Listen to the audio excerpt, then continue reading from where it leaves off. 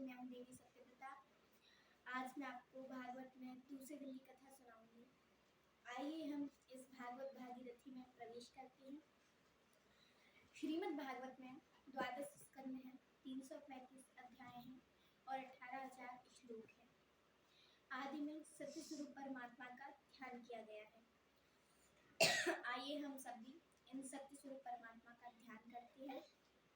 जन्माद्यस्य तोऽन्वयादितरतः सचार्थेषु वेगस्वराट् तेने ब्रह्महृदाय आदिकवये मुह्यन्ते यत् सूर्यः तेजो वारिमृदां यथा विनिमयो यत्र त्रिशरीरो मृषा धाम्ना स्वेन सदा निरस्तकुहकं सत्यं परं धीमहि। जिन परमात्मा से इस जगत की उत्पत्ति, पालन और संहार होता है, जो सद्रूप पदार्थों में अनुगत है, असत पदार्थों से पृथक है, स्वयं प्रकाश है, जिन्होंने संकल्प मात्र से ब्रह्मा जी को वेद का ज्ञान प्रदान किया, जिनके विषय में बड़े बड़े विद्वान भी मोहित हो जाते हैं। जैसे तेजों में रश्मियों में जल का भ्रम होता है, जल में स्थल का भ्रम होता है और स्थल में जल का भ्रम होता है, जिन परमात्मा की सत्ता से यह त्रिगुणात्मिक का सृष्टि मिथ्या होने पर भी सत्य प्रतीत होती है, जो अपनी स्वयं प्रकाश ज्योति से माया और माया के कार्यों में सर्वथा मुक्त है, सत्यम परम धीमहि। ऐसे सत्य स्वरूप परमात्मा का हम ध्यान करते हैं। बोलिए सत्य स्वरूप भगवान की जय, सच्चिदानंद भगवान की जय। धर्मः प्रोज्झित कैतवोऽत्र परमो निर्मत्सराणां सतां वेद्यं वास्तवमत्र वस्तु शिवदं तापत्रयोन्मूलनम्। श्रीमद्भागवते महामुनिकृते किं वा परेरीश्वरः सद्योरद्यवरुध्यतेऽत्र कृतिभिः शुश्रूषभिस्तच्छ्रवा। इस भागवत में कपट रहित परम धर्म का निरूपण किया गया है।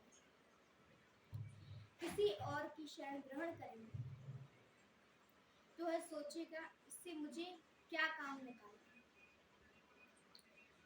परंतु भागवत स्पष्ट वर्णन करते हैं कोई कपट नहीं, कपट रहित धर्मा प्रोज्झित कैतवो, कपट रहित धर्म का निरूपण किया गया है। निर्मत्सराणां सतां, ईर्षा द्वेष से रहित सत्पुरुष इस भागवत को सुनने का उत्तम अधिकारी है। तापत्रयोन्मूलनम्, आध्यात्मिक, अधिदैविक और अधिभौतिक, इन त्रिविध तापों का उन्मूलन करना, नाश करना इस भागवत का प्रयोजन है। सद्योरद्यवरुध्यतेऽत्र कृतिभिः, इसके सुनने की इच्छा मात्र हृदय में प्रकट हो तो भगवान का साक्षात्कार करा देती है, भगवान को लाकर आपके हृदय में विराजमान कर देती है, भक्त का भगवान से मिलन करा देती है। ऐसे महामुनि श्री वेदव्यास रचित इस श्रीमद् भागवत के होते हुए अन्य शास्त्रों से क्या प्रयोजन। अतः हम सभी श्रीमद् भागवत की शरण ग्रहण करें। कैसा है श्रीमद् भागवत? निगम कल्पतरोर्गलितं फलं सुखमुखादमृतद्रव संयुतं पिबत भागवतं रसमालयं मुहुरहो रसिका भुवभावुकः।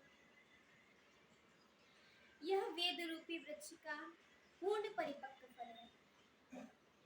धर्म की व्याख्या न्याय शास्त्रों में की गई है। धर्म किसे कहते हैं? वेद विहित तत्वम धर्मत्वम, जो वेद से विहित है उसे धर्म कहते हैं। और अधर्म किसे कहते हैं? और अधर्म वेद निषिद्धत्वम अधर्मत्वम, वेद ने जिसका निषेध कर दिया है उसे अधर्म कहते हैं। तो यह भागवत क्या है? निगम कल्पतरोर्गलितं फलम्, वेद रूपी वृक्ष का पूर्ण परिपक्व फल और सुख वसुदेव रूपी तोते के मुख का स्पर्श हो जाने से बिल्कुल अमृत रस से युक्त हो गई है। इसलिए हे सज्जनों, सदा सर्वदा इस भागवत रस का पान करो। पता नहीं दोबारा यह देह प्राप्त हो ना हो। इसलिए जब तक जीवन है तब तक इस भागवत रस का बारंबार पान करो। एक बार सनकादि मुनीश्वर ब्रह्मा जी की शरण में गए, उनके चरणों में प्रणाम किया और कहा, हे ब्रह्मदेव, कलिकाल के कारण संपूर्ण पृथ्वी दूषित हो रही है। हम यज्ञ कर्मकांड करना चाहते हैं, सत्संग करना चाहते हैं, कोई उपयुक्त स्थान बतलाइए। ब्रह्मा जी ने ब्रह्मलोक से एक चक्र छोड़ा, कहा, सनकादि ऋषियों, यह चक्र जहां भी गिरेगा वह स्थान यज्ञ अनुष्ठानों के लिए उपयुक्त होगा। वे ऋषिगण उस चक्र का पीछा करते करते आगे बढ़ने लगे। हृदयोस्तस्य चक्रस्य यत्र नेमिर्वशीर्यते तदवन्तेन न विख्यातं नेमिषे मुनिपूजितम्। एक दिव्य अरण्य में आकर वह चक्र गिर गया। उस अरण्य का नाम नैमिषारण्य हुआ। बोलिए नैमिषारण्य तीर्थ की जय। नैमिषे नैमिषे क्षेत्रे स्वर्गऋषयः सोनिकादयः सत्रं स्वर्गाय लोकाय सहस्र सम्मासक। ऐसे नैमिषारण्य तीर्थ में 1000 वर्ष में पूर्ण होने वाली यज्ञ का अनुष्ठान लेकर के कुछ ऋषि आए। सनकादि ऋषि बैठे।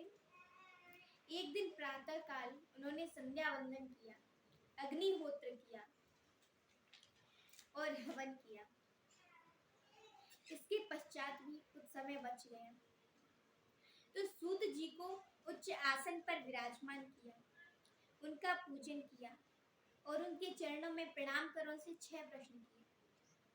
कौशिकी संहिता में एक ही श्लोक में 6 प्रश्नों का वर्णन किया गया है। किम श्रेय शास्त्रः सर्कः स्वतार प्रयोजनम किम कर्म केवतारस्य धर्मः कम शरणं गतः। मनुष्यों के कल्याण का क्या साधन है, कैसे मनुष्यों का कल्याण हो सकता है, शास्त्र बहुत से हैं, उनका सार क्या है, कम समय में जिसका पान किया जा सके, जिसे ग्रहण किया जा सके। भगवान के कितने अवतार हैं, भगवान के अवतार का क्या प्रयोजन है, भगवान अवतार क्यों लेते हैं, अवतार लेकर कौन कौन सी लीला करते हैं, भगवान के प्रधान कितने अवतार हैं। और जब भगवान इस धरा को छोड़कर अपने धाम को चले जाते हैं तब धर्म किसकी शरण ग्रहण करता है, धर्मः कम शरणं गतः। इन प्रश्नों को सुन सूत जी प्रसन्न हो गए। उन्होंने अपने गुरुदेव श्री सुखदेव जी के चरणों में प्रणाम किया। नारायणं नमस्कृत्यं नरं चैव नरोत्तमं देवीं सरस्वतीं व्यासं ततो जयमुदीरये। नर नारायण को प्रणाम किया, भगवती सरस्वती को प्रणाम किया, महर्षि वेदव्यास को प्रणाम किया और फिर सनकादि ऋषियों से कहा, सोनक जी, आपने लोक मंगल के लिए प्रश्न किया। सवै पुंसां परो धर्मो यतो भक्तिरदोक्षजो अहेतुक्य प्रतिहता ये आत्माशं प्रसीदति। मनुष्यों का परम धर्म वही है जिससे अदोक्ष भगवान की भक्ति की प्राप्ति हो। धर्म क्या है? जिससे भगवान की भक्ति की प्राप्ति हो। भक्ति की प्राप्ति हो और भक्ति कैसी होनी चाहिए? भक्ति में भी शर्त है। भक्ति ऐसी नहीं होनी चाहिए कि गले में 10 माला धारण कर ले, हाथ में माला धारण कर ले, चंदन लगा लिया, लाल पीले कपड़े पहन लिए, ये भक्ति नहीं होती। भक्ति कैसी होनी चाहिए? अहेतुक्य प्रतिहता ये आत्माशं प्रसीदति। भक्ति में कोई हेतु नहीं होना चाहिए, कामना नहीं होनी चाहिए, इच्छा नहीं होनी चाहिए, कोई चाह नहीं होनी चाहिए और कोई मांग भी नहीं होनी चाहिए। अहेतुक्य हेतु रहित भक्ति होनी चाहिए, निष्काम भक्ति होनी चाहिए। प्रतिहता एक और शब्द है प्रतिहता। भक्ति नित्य निरंतर होनी चाहिए, गोपियों के समान होनी चाहिए। आपने जितने भी कर्म हैं भगवान से जुड़े होने चाहिए।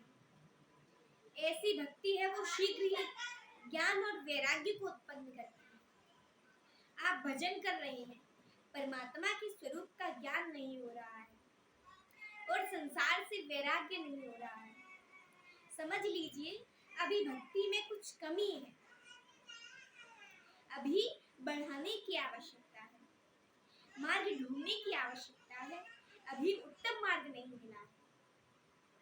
धर्मा सुनिष्ठता पुंसाम विश्वत्सेन कथा श्रूयः नोत्पादयेदर्थं श्रम एव केवल।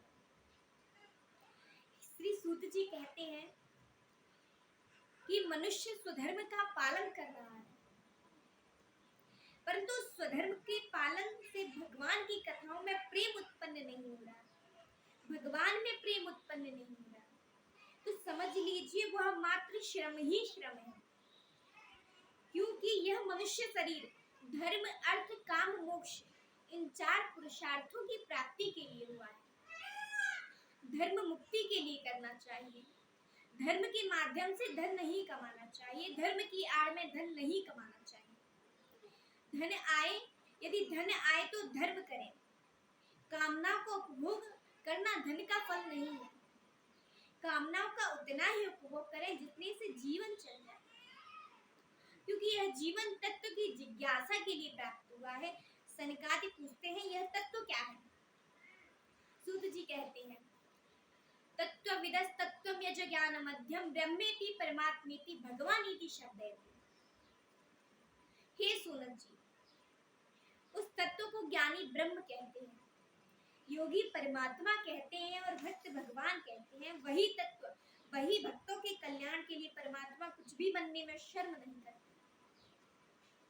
हमारे ठाकुर ऐसे ही हैं, भक्तों के उद्धार के लिए बरह भी बन जाते हैं, मत्स्य भी बन जाते हैं, कच्छप भी बन जाते हैं। यह सनातन धर्म का परमात्मा जीव का कल्याण होना चाहिए, किसी जीव को कष्ट ना हो। सनातन धर्म के परमात्मा कडिम घोष सबके सब सुखी हो, ये नहीं कि शत्रु दुखी हो। सब सुखी हो, शत्रु भी दुखी नहीं होना चाहिए। सनातन धर्म को सधान्य व परमात्मा के अनेकों अवतार हैं, जिनसे 24 प्रधान अवतार हैं।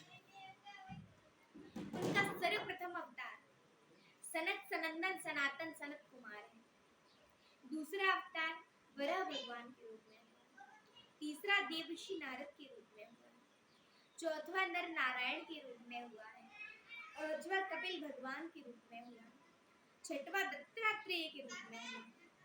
सातवां यज्ञ के रूप में हुआ है। आठवां ऋषभ देव के रूप में हुआ है।